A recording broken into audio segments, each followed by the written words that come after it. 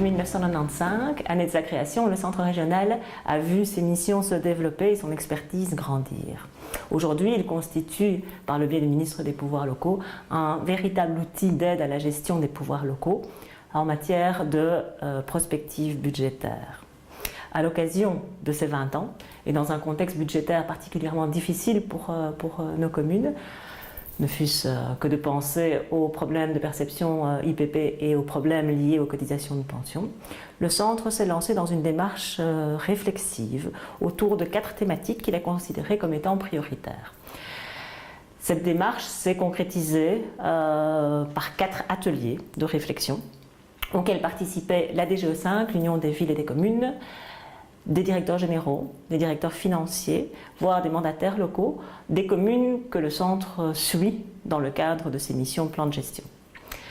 Après analyse des différentes thématiques, les groupes de travail ont dégagé des besoins prioritaires dans un premier temps pour les pouvoirs locaux, ont identifié des bonnes pratiques qu'il faudrait pouvoir généraliser et ont même été jusqu'à, à certains moments, dégager des pistes de solutions par rapport à des problématiques que connaissent les pouvoirs locaux.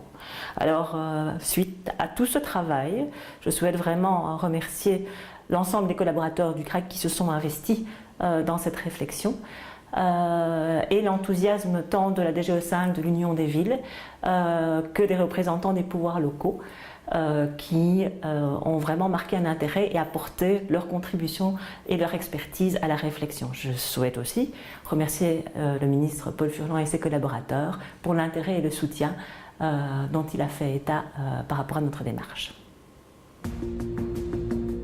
Le 4e atelier organisé est « Quelle fiscalité, quel service aux citoyens ?» Afin de répondre aux besoins des citoyens en termes de services et d'assurer la pérennité de l'équilibre budgétaire, quelle politique fiscale faut-il mettre en place? Mais quid aussi du coût de certains types de fiscalité, eu égard aussi à leur rendement?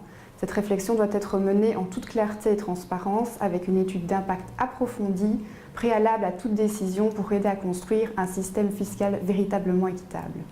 Le rapporteur désigné pour cet atelier est Madame Martine Rademacher, directrice financière de la commune d'Oupey.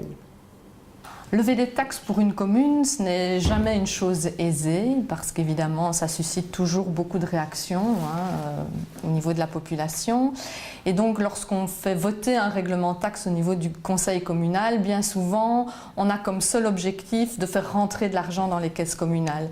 Or, parfois c'est un peu court, c'est surtout très intéressant de faire rentrer de l'argent dans les caisses communales, mais derrière les taxes de type général, comme les additionnels qui ont vraiment cet objectif financier, on a aussi d'autres taxes qui ont pour objectif d'inciter à un comportement ou de dissuader un comportement. Donc souvent, quand on lève des taxes, on pense d'abord à équilibrer notre budget communal, mais on peut aussi réfléchir de façon plus globale à quel type de taxe pour ma commune. Et évidemment, pour ça, il faut un peu connaître le tissu socio-économique de sa commune. C'est clair qu'une commune rurale ne va pas taxer de la même façon qu'une commune de type industriel, un peu comme la mienne, quoi. Lorsque dans une commune, on a décidé de lever une taxe, en fonction de l'objectif qu'on a déterminé. Parfois, on se sent un peu coincé par la circulaire budgétaire et la nomenclature des taxes qui est annexée. Je veux dire, c'est un cadre. En même temps, les communes, elles ont un pouvoir d'innovation en matière fiscale parce que, utile, si on réfléchit bien à une taxe et qu'on la motive correctement et peut-être qu'on demande l'avis des autorités de tutelle préalablement au vote au conseil communal, on peut peut-être faire preuve d'imagination et d'innovation pour avoir une taxe qui correspond vraiment aux besoins de sa commune, à son tissu socio-économique. Un des éléments qu'on oublie parfois, c'est tout le travail en aval, qui est le travail de recensement. Et parfois, on est très surpris du caractère chronophage que prennent certaines taxes. Ça prend parfois beaucoup de temps pour un recensement. Et quand on fait l'analyse, on se rend compte que si effectivement on a un collaborateur qui doit passer 3, 4, 5, une semaine à essayer de rassembler les éléments pour la base taxable, pour un taux de taxe qui n'est peut-être pas très élevé, la rentabilité de la taxe, elle est mise en cause, quoi. Quand on se lance dans une nouvelle taxe, on se lance un peu vers l'inconnu, hein, même si on a parfois des collègues auprès de qui on peut demander des renseignements et des conseils. Quels sont les écueils que je vais rencontrer au niveau du recensement? Un taux de taxe pas trop élevé non plus, parce que si la taxe est exorbitante et que les gens ne savent pas la payer, ça ne sert à rien, parce qu'alors on est parti dans des contentieux qui prennent aussi du temps, de l'argent, des rappels, des recommandés, des plans d'appurement. Les plans d'appurement explosent pour le moment, on se rend compte que le contexte économique est vraiment difficile pour nos concitoyens, et donc c'est un vrai problème.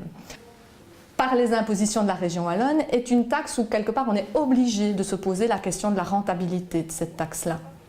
Et donc, c'est un peu, peut-être administrativement un peu lourd, mais cette réflexion de la rentabilité en mettant vraiment tous les éléments, en se posant la question combien de temps est-ce que ça va prendre au niveau du recensement, au niveau du rappel, au niveau de la gestion vraiment de la taxe et de tout le cycle de la taxe, parfois on se rend compte que lever une taxe égout à 17,50 €, c'est peut-être pas suffisant compte tenu du coût de l'envoi. Ça, le coût de l'envoi, c'est quand même quelque chose d'important. Donc, moi, j'ai une commune de 25 000 habitants avec plus ou moins 10 400 ménages.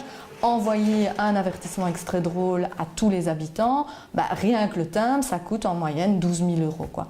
On a commencé timidement, mais ça n'a pas vraiment marché avec la taxe sur les pylônes GSM, où les communes ont la possibilité de lever un additionnel à la taxe régionale. Je trouve que ce mécanisme est vraiment intéressant pour les communes parce qu'elle permet à la fois, je trouve que c'est une espèce de jeu gagnant-gagnant. À la fois, si les communes, chacune sur leur territoire, procèdent à un recensement efficace, que ce soit des taxes sur les pylônes GSM ou les jeux de bingo ou d'autres matières dans lesquelles la région est autorisée à lever un impôt, les communes peuvent se charger d'un recensement auquel elles auraient un intérêt dans la mesure où elles peuvent percevoir des additionnels. Alors, le contentieux en matière fiscale peut constituer de véritables bombes à retardement dans les budgets communaux. On l'a vu dans le dossier Connectimo avec Belgacom.